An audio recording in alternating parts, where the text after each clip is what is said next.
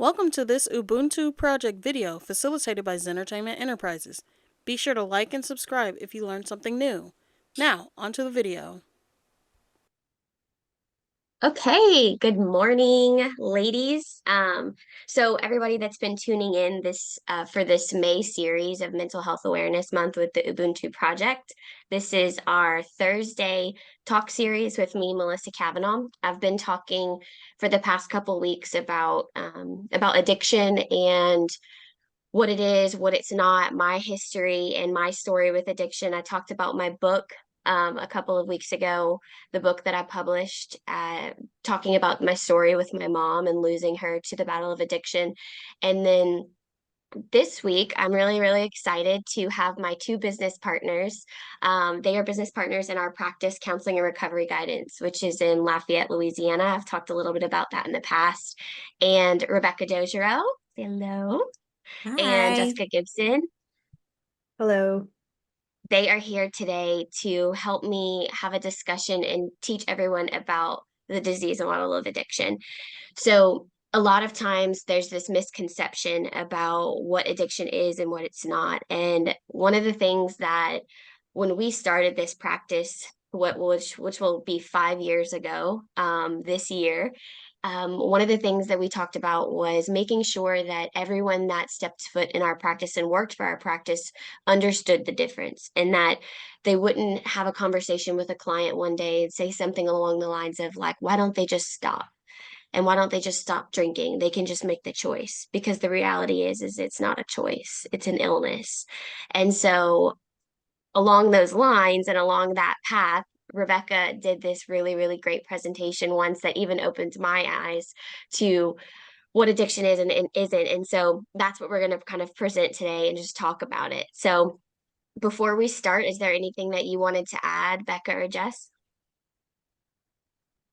I always think about this from the family perspective, that it's so important that when we're working with a person who maybe didn't necessarily call us about addiction, that we're just aware that maybe some of the circumstances that led to that phone call could be related to addiction. That you either are that person or you love that person that struggles with drugs or alcohol or some other kind of addictive behavior. So that lens, I think, is just important for us to keep on. Absolutely. Absolutely. And it's just it runs so deep.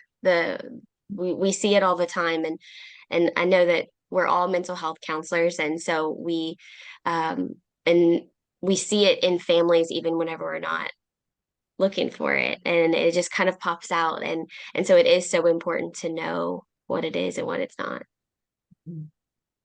Yeah, and when we're talking about choice, I think people get really stuck around that idea.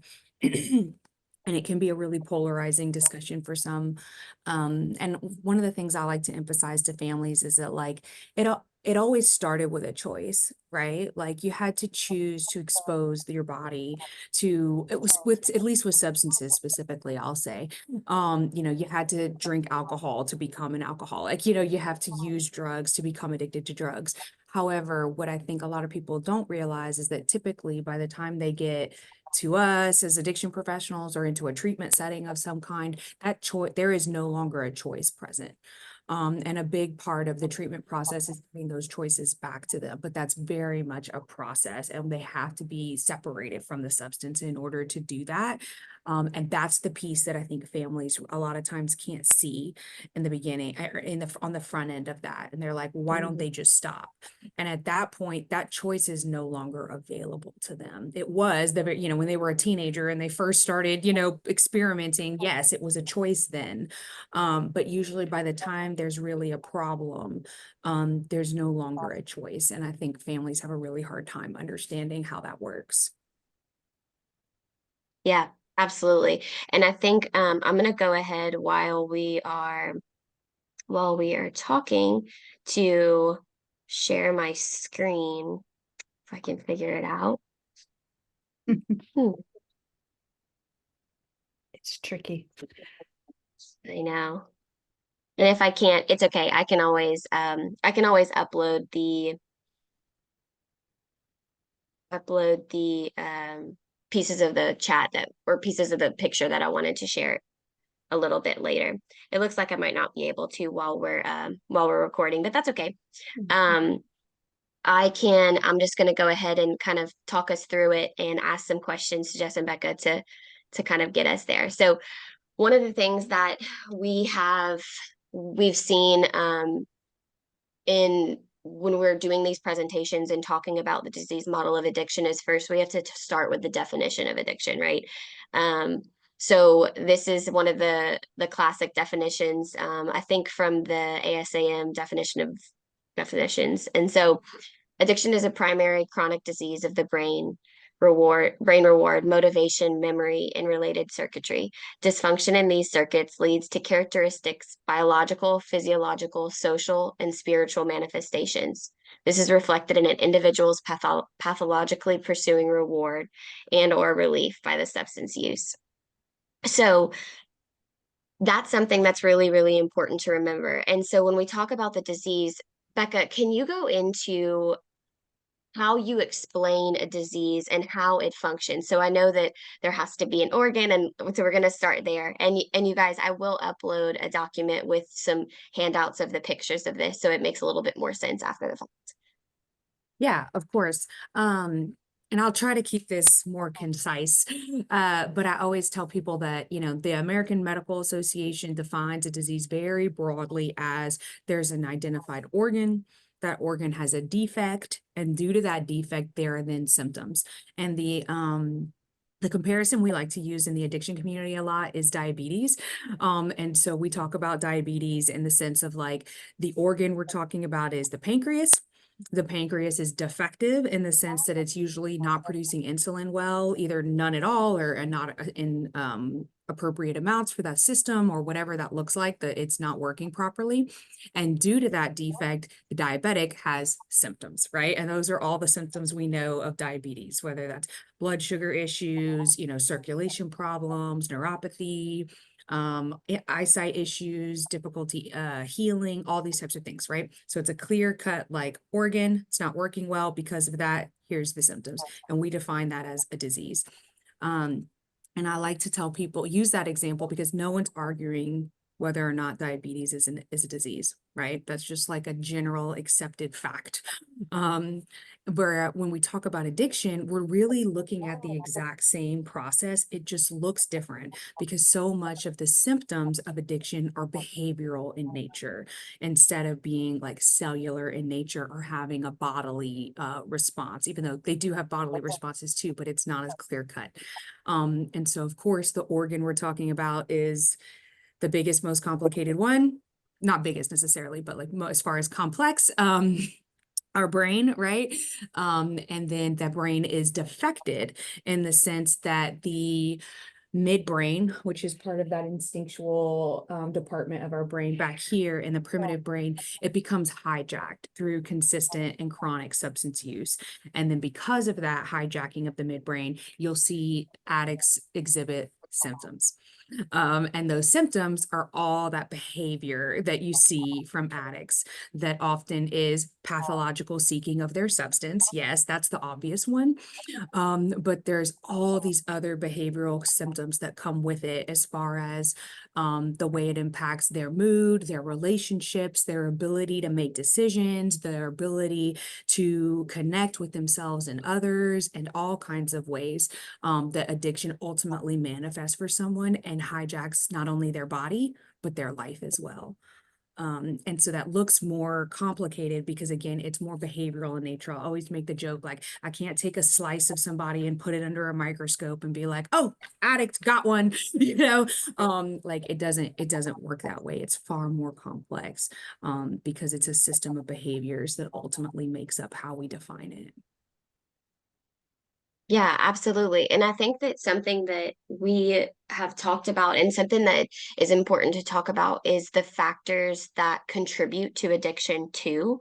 And because I think a lot of people, you know, in order to really understand that this is a disease and not just a choice, there needs to be that understanding of like what is contributing to that disease. And so, what do you think that those like main three factors would be, Jess and Becca? there's a genetic piece. That genetic piece gets talked about quite a bit, that we'll say, sometimes people say, well, I have an addictive personality. Well, that's terminology we hear a lot. It's way more complicated than that. And then I think it maybe, as much as we've come across this stuff, I kind of question that a little bit too, and kind of wonder, well, maybe don't we all have something that we could potentially be off to the races to if the circumstances were just right. And so we know that it's something that needs to be present, but really understanding how that's activated and managed is a totally, different conversation. But I think we all have the propensity for some sort of addictive type of situation in our lives. Absolutely. And like, oh, go ahead, Becca. I was just going to say, yeah, in the addiction communities, we always say no one is immune, meaning that like, no matter what, like we're all susceptible. I think the literature states something around 50% of the predisposition is genetic alone. It's huge. However, I tell people all the time, it's not like direct causality, right? Like, you can have it a lot in your family and not experience it. You cannot see it anywhere in your family, which I'd argue is rare, and then have it, have a raging, kind of case. So there's no like always or never, but genetics is a huge, huge component to why some people can heavily abuse substances and end up addicted, and why some can heavily abuse substances and manage not to. Yeah. I know that because obviously I work with a lot of teens. And so I know that a lot of times my teens will come in and be like, am I going to be an addict? Like just because my mom was or my dad. And I'm like, well, I mean, I think it's something that you have to be aware of. Right. And I say that too. Whereas like, I'm not an addict and I'm not an alcoholic, but I do understand that it is very much intertwined in my family history, and I'm open about that. Obviously this is part of why I speak about this topic, but it's something that I'm aware of. And so that tendency to cope in maybe unhealthy ways, or run away from things or whatever they may be, that's very present in my life. And so I have to be mindful of that too in my own like therapy and things like that. And so really honoring that and explaining that to teens too, of like, you're doing the work, right? Like you're helping yourself become aware that this is a potential, but not necessarily a fact or a given that's going to definitely happen. Yeah, for sure. Yeah. And would you say that, because I know that in my work, I've seen that whenever people experience some sort of traumatic event, or had maybe some adverse childhood experiences, like that is almost, I don't want to say always present, but like it's present. Like if we dig, like we're going to find something, right? Right. And you could argue that like any human being that breathes has, had an adverse experience, as far as like that's the nature of human beings. But yeah, another one of those contributing factors is what we call like a psychological need. And so it does something for me and you could lump trauma like into that category, which is overly simplified, but essentially we're touching on the same thing, right? Which is that it does something for me psychologically, that like I need, or that I can't do for myself, or that I struggle to do for myself. And the substance or the behavior or whatever it is helps me cope, or helps me deal, or helps me avoid, right? Or helps me manage that psychological or internal experience. Oftentimes not in a healthy way, but still makes it just in some way, shape, or form more bearable, more manageable, more tolerable, even if it's causing negative effects as on the return end, which usually it is, over time. But in the beginning, it's like they say that drugs and alcohol weren't the problem, they were the solution, right? And that's really touching on that piece of like the problem was something I was experiencing internal or in my world, it could be relational or something. And I used drugs and alcohol as the solution to the distress that I was experiencing mentally, emotionally, or spiritually. And that's a huge, and I'd argue you could argue probably all human beings do that, but we find that addicts tend to have a much higher propensity to do that more consistently, more chronically, like more intensely long term, and they tend to have a much lower availability or accessibility to other coping skills or other resources. So they become very heavily dependent on Mhm. their unhealthy one, which often in our case are substance users, I heard it said, Absolutely. um, when someone says, well, I had I had a great childhood, everything was wonderful, I haven't had any trauma. And that very well may be true for that individual, but by the time a person is sitting in front of an addiction professional talking about their history with substances, they've more than likely experienced some sort of traumatic event as a result of the lifestyle and the circumstances associated with substance abuse. So um, we always look there. We always look for what how does this substance serve this person, and understanding how did we get to this place. Absolutely. And I think a big question that at least I've gotten from some of the people tuning into this series is, well, what do I do with this information? And how do I help? Maybe it's myself or maybe it's a loved one. And I don't know what to do now. So I guess, pulling you guys into this conversation, what would y'all suggest, if someone was asking that question of maybe the first part of like, I feel like I may be experiencing some of these things and I'm not able to control it. Like I find that I'm drinking to excess or I'm using substances to cope. Am I an addict? Am I not an addict? What is an addict? How would you respond to that? Don't try to do this alone. Yeah. You don't win trying to heal from addiction alone. It's probably the only disease or the cruelest disease I've ever seen, and it's probably the only one that I've seen take out the entire family system in the process. And so if you isolate, you certainly lose at this. But find a mental health professional who understands the process of addiction.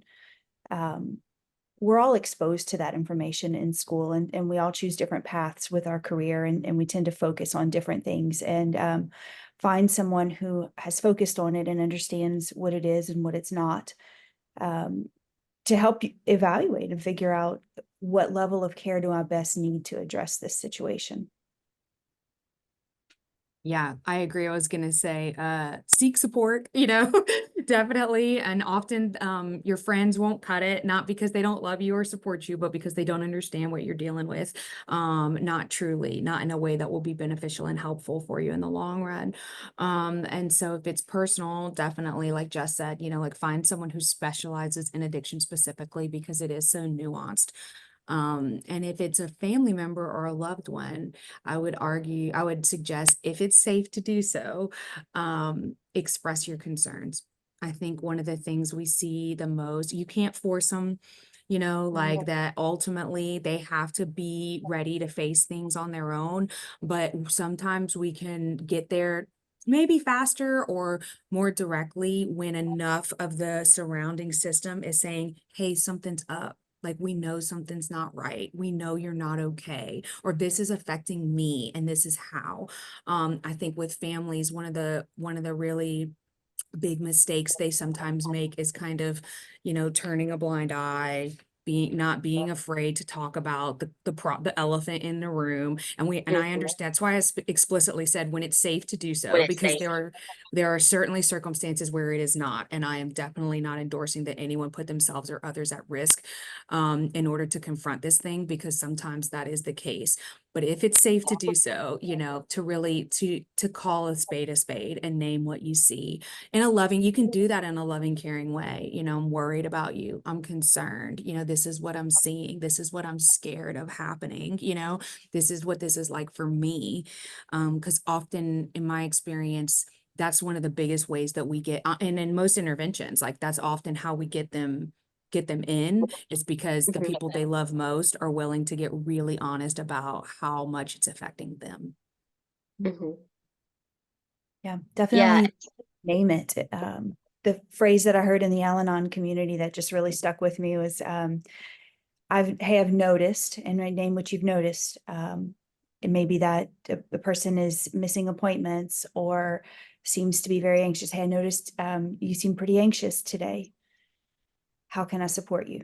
So you're naming it, but not trying to fix it, but you're still offering support. And some variation of that phrase is, I think, a really neat, helpful way of being able to name what you see, but also it helps you to voice your feelings too. You know, as a family member, family members oftentimes don't want to voice their feelings. But I think it's important, especially when it's done in the right framework and in a way that's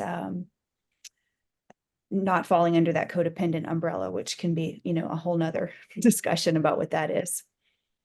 yeah, absolutely. And I think like the big thing that was sticking out to me too is in order to name it, educating yourself too.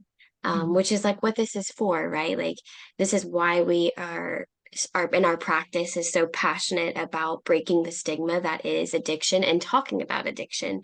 Because if we don't know what it is and we don't educate ourselves, then how can we name it? And so, starting from things like this, what Jess mentioned earlier was Al-Anon. So there's Al-Anon groups in AA, so Alcoholics Anonymous. And so there's a lot of websites out there that give a lot of free information.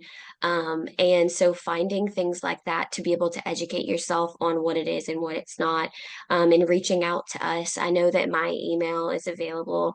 Our practice email is also available for anyone that ever has questions. While we're located in Louisiana, we've got clinicians licensed in multiple other states, and even outside of that, we can answer questions of like, hey, let's get you to the right place. Like we network with addiction treatment facilities everywhere across the United States. So use us as a resource too. And so I guess, to wrap this thing up today and just saying a big, big thank you to you, Jess, and you, Becca, for being here and supporting me and supporting this mission alongside me. I'm super grateful to have this platform, and for all of you viewers that are watching today. I'm really grateful that you're here and you're learning and you're taking that step to support yourself in these therapy series, Talk Tuesdays and Thursdays therapy series. So any closing remarks, Jess and Becca? Um, I love that Becca said, you know, learn more about this stuff. The other thing that really stood out is no one's exempt from this. You know, addiction does not discriminate. It doesn't matter who you are, where you live, or in Louisiana, they say, you know, who's your mama. It doesn't matter. And so therefore, recovery doesn't discriminate either. You know, there are a lot of different paths in recovery, but recovery paths don't discriminate. And so, if it is something that's going on in your life, then seek a path of recovery and find some addiction professionals who can sit with you and help. yeah, one of my favorite things I've heard in all my years, working in the addiction community, it's kind of a slogan in AA and NA, and it's very simple, and they just say, "We do recover." And I just think it's so hopeful, because so many people, if you Google it, or whatever, the stats are not good. And unfortunately, there's usually more sad stories than otherwise. But that's why we're here, and that's why we feel so passionately about it, because people do recover and there is a way through. You just, have to be willing to ask for help. Absolutely. Well, thank you guys and thank everyone here. Today was great, and I will be back next week talking about how to just discuss addiction with a child or a teen. And so that's a big part of my practice and something that I'm very, very passionate about. So that's where we'll pick up next week. But have a good one. Bye. Please be sure to like and subscribe and hit the notification bell to know when we upload a new video.